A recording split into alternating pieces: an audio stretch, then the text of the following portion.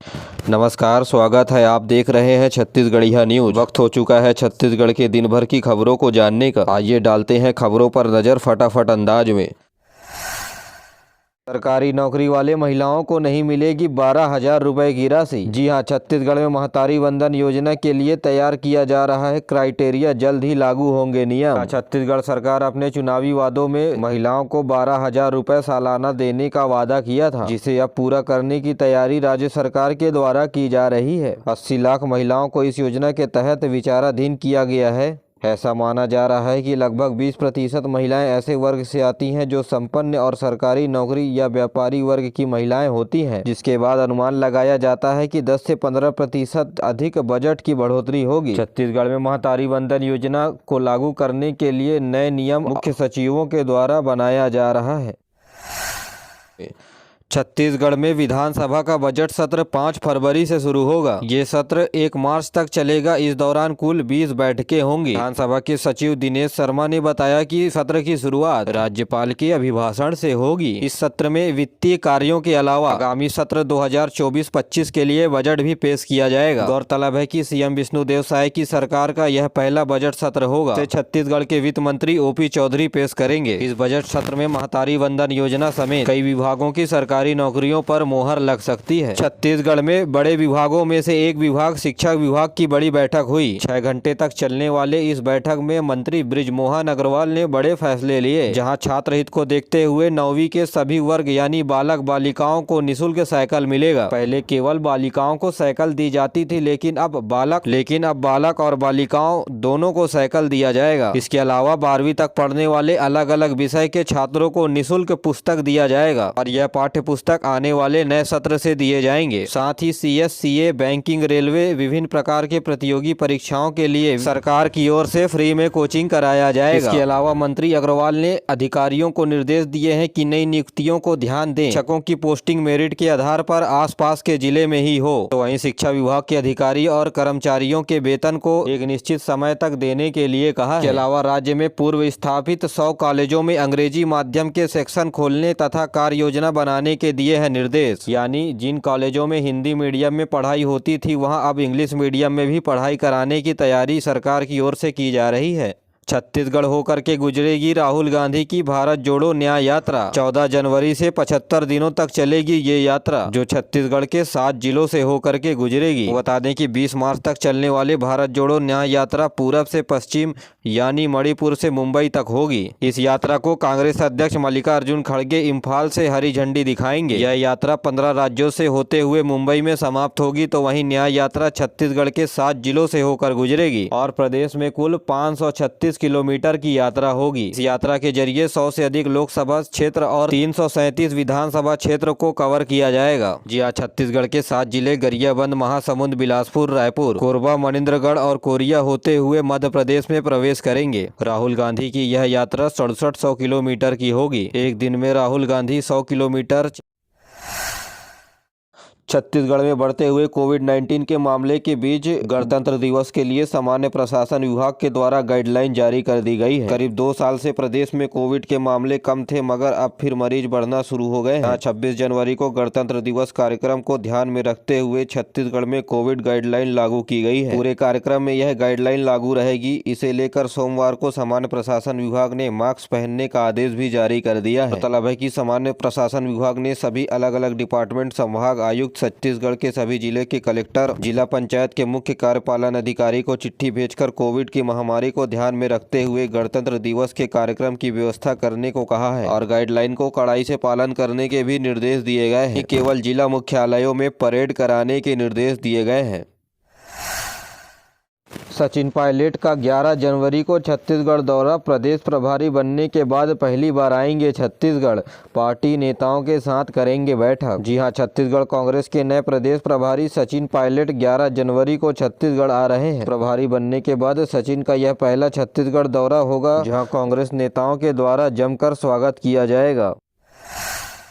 छत्तीसगढ़ में शिक्षा विभाग और उच्च शिक्षा विभाग में ऑनलाइन पोस्ट मैट्रिक छात्रवृत्ति आवेदन करने की तारीख को बढ़ा दिया गया है। पूरे छत्तीसगढ़ में छात्र 15 जनवरी तक स्कॉलरशिप के लिए अब आवेदन कर सकते हैं। जी हां, ऑनलाइन पोस्ट मैट्रिक छात्रवृत्ति की आवेदन फॉर्म की तारीख बढ़ा दी गई है। यह तारीख 2024 15 जनवरी तक रहेगा। इसमें मेडिकल, कृषि, veterinary, polytechnic college, ITI, nursing, BEd, DEd अध्ययन कर रहे अनुसूचित जनजाति के विद्यार्थियों के द्वारा पोस्ट मैट्रिक छात्रवृत्ति के लिए ऑनलाइन आवेदन फॉर्म भरे जाने हैं। इसकी तारीख 15 जनवरी तक बढ़ा दी गई है।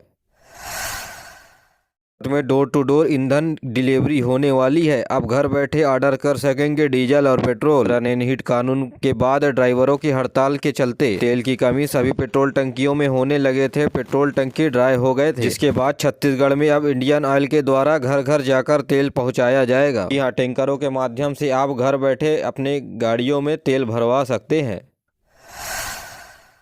छत्तीसगढ़ में 7 नए खेलो इंडिया सेंटर की स्थापना की जाएगी। केंद्रीय मंत्री अनुराग सिंह ठाकुर ने छत्तीसगढ़ में खेलो इंडिया के नए सेंटरों की स्वीकृति दी। खेल संचालक श्वेता श्रीवास्तव सिन्हा ने बताया, खेल संचालनालय के प्रस्ताव पर केंद्र सरकार ने कोंडागांव जिले में तीरंदाजी, सारंगढ़, भिलाईगढ़ और शक्ति जिले में फुटबॉल खेल के लिए खेलो इंडिया सेंटर की स्वीकृति मिली है। इसी तरह गौरेला, पिंडरा, मरवाही, कबीरधाम, मनेन्द्रगढ़ और भरतपुर, चिरमिरी जिले में कबड्डी तथा कोरिया और बैकुंठपुर में बैडमिंटन के लिए खेलो इंडिया सेंटर्स के स्वीकृति प्रदान की गई है। खेल मंत्रालय ने बताया कि छत्तीसगढ़ में इससे पहले 24 जगहों पर खेलो इंडिया सेंटर्स की स्थापना के लिए नाम तय किए गए थे। इसके बाद 7 नए जगहों पर खेलो इंडिया सेंटर्स बनाए जाएंगे। यानी अब प्रदेश के कुल 31 जिलों पर खेलो इंडिया सेंटर्स बनाए जाएंगे, जहां खिलाड़ियों को खेल के लिए प्रशिक्षण दिया जाएगा, जिससे राज्य के खिलाड़ियों को प्रशिक्षण देकर और अधिक सुविधा मिलेगी, जो खिलाड़ियों के लिए मील का पत्थर साबित होगा। खेल मंत्री टंकराम वर्मा ने खेलो इंडिया सेंटर्स की स्वीकृति छत्तीसगढ़ में मिल जाने के बाद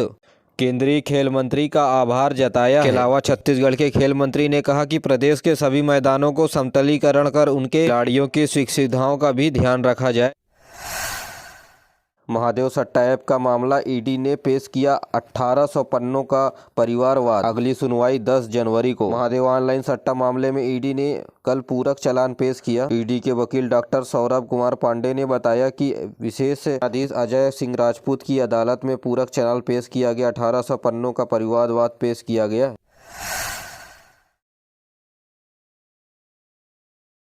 बस्तर में नहीं थम रही हादसों की रफ्तार। साल भर में 427 हादसों में 220 लोगों ने गंवाई अपनी जान। बस्तर में तमाम कोशिशों के बावजूद सड़क के हादसों की रफ्तार थमने का नाम नहीं ले रही है। बीते 3 सालों में साल 2023 में सड़क हादसों के लिए काफी अशुभ साबित हुआ है। बस्तर में साल भर में हुए 427 सड़क हादसों में 420 लोगों की जान गई है। जगदलपुर शहर में कुल 167 सड़क हादसे हुए हैं, जिसमें 52 लोग ने अपनी जान गंवाई। हादसों की वजह से सड़कों पर ब्लैक स्पॉट चिन्हित करने के साथ हाईवे पर पेट्रोलिंग, ड्रिंक एंड ड्राइव के मामले पर कार्रवाई के दावों को करने के बावजूद सड़कों पर हादसे कम नहीं हो रहे हैं। 2023 में अब तक का सबसे अधिक हादसे का मामला दर्ज किया गया है। छत्तीसगढ़ में भारतीय जनता पार्टी अपने घोषणा पत्र का एक एक वादा पूर्ण करेगी। इस दौरान डिप्टी सीएम विजय शर्मा का बड़ा बयान सामने आया। उन्होंने कहा कि एक एक वादे पूरे होंगे, छत्तीसगढ़ में खाली सभी पद भरे जाएंगे। डिप्टी सीएम ने कहा कि हमारी प्राथमिकता छत्तीसगढ़ का विकास है। जल्द ही शिक्षा विभाग समेत पुलिस विभाग, वन विभाग, राजस्व विभाग में भर्तियाँ की जाएंगी। छत्तीसगढ़ पुलिस में कांस्टेबल के 5,967 पदों पर निकलेगी वैकेंसी। 1 जनवरी 2024 से शुरू होगी आवेदन प्रक्रिया। क्या 12वीं पास युवाओं के लिए अच्छी खबर है, जो 1 जनवरी 2024 से ऑनलाइन आवेदन की प्रक्रिया पुलिस भर्ती के लिए शुरू हो जाएगी, जिसके बाद अभ्यर्थी 15 फरवरी 2024 तक ऑनलाइन आवेदन कर सकते हैं। आवेदन की प्रक्रिया cgpolice.gov.in की वेबसाइट पर जाकर कर सकते हैं। आपको बता दें कि पुलिस मुख्यालय में भर्ती को लेकर 4 अक्टूबर 2023 को नोटिफिकेशन जारी हुआ था। राज्य में आचार संहिता लगने की वजह से इसे स्थगित कर दिया गया। शारीरिक परीक्षा में लंबी कूद, ऊंची कूद, गोला फेंक, 100 मीटर दौड़ और 800 मीटर दौड़ शामिल है। लिखित परीक्षा 100 अंकों की होगी। लिस्ट फाइनलाइज करने के बाद 19,500 रुपये प्रति माह के साथ सैलरी में वेतन भत्तों के साथ नौकरी पर रखा जाएगा।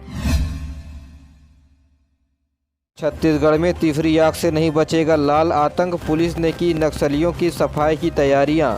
500 से अधिक हाईटेक कैमरे माओवादियों की टीम पर रखेंगे नजर। बस्तर संभाग के जिले के सभी थाना क्षेत्रों में हाईटेक कैमरे से सुसज्जित कर दिया गया है। पुलिस अधिकारियों का दावा है कि माओवादियों की स्मॉल एक्शन टीम पर नकेल कसी जाएगी, तो वहीं दूसरी ओर माओवादियों की शहरी नेटवर्क का भी पहचान में आसानी होगी। नक्सलियों की सप्लाई लाइन पर भी रोक लग जाएगी, तो वहीं हाईटेक कैमरे लग जाने के बाद अपराध पर रोक लगेगी। दंतेवाड़ा जिले में केवल 500 से अधिक ANPR फिक्स्ड कैमरा लगाया जाएगा। इन कैमरों की खासियत 60 मीटर से अधिक रेंज का वीडियो बनाया जा सकता है। साथ ही ये वाहनों के नंबर प्लेट भी कैप्चर कर लेंगे। पुलिस अधिकारियों ने जिले में सभी शहरी को प्रमुखता से टारगेट किया है। यह चौक चौराहों और बाजारों पर कैमरे को कवर कर दिया गया है। बताया जा रहा है कि कैमरे की कमान थाना पुलिस के पास रहेगी।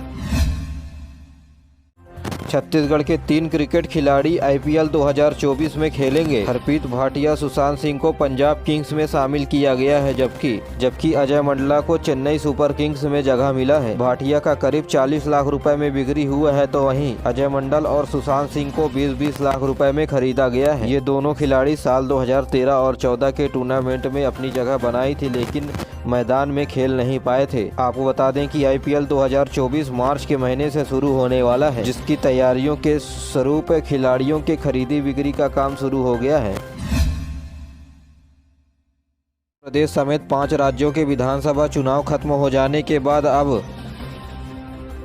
लोकसभा चुनाव की तैयारियां सभी पार्टियों के द्वारा की जाने लगी है। जहां विधानसभा चुनाव में कांग्रेस पार्टी शिकस्त के बाद अब लोकसभा चुनाव की तैयारियों पर लग गई है। अखिल भारतीय राष्ट्रीय कांग्रेस ने 5 सदस्यीय नेशनल अलायंस कमेटी का गठन किया है। इस कमेटी में छत्तीसगढ़ के पूर्व मुख्यमंत्री भूपेश बघेल को भी बड़ी जिम्मेदारियां दी गई है। इस कमेटी में एक संयोजक समेत 5 सदस्य हैं। 5 सदस्य समन्वय बनाने का काम करेंगे। इसमें राजस्थान के पूर्व मुख्यमंत्री अशोक गहलोत, सलमान खुर्शीद, मोहन प्रकाश और मुकुल वासनिक को संयोजक बनाया गया है। छत्तीसगढ़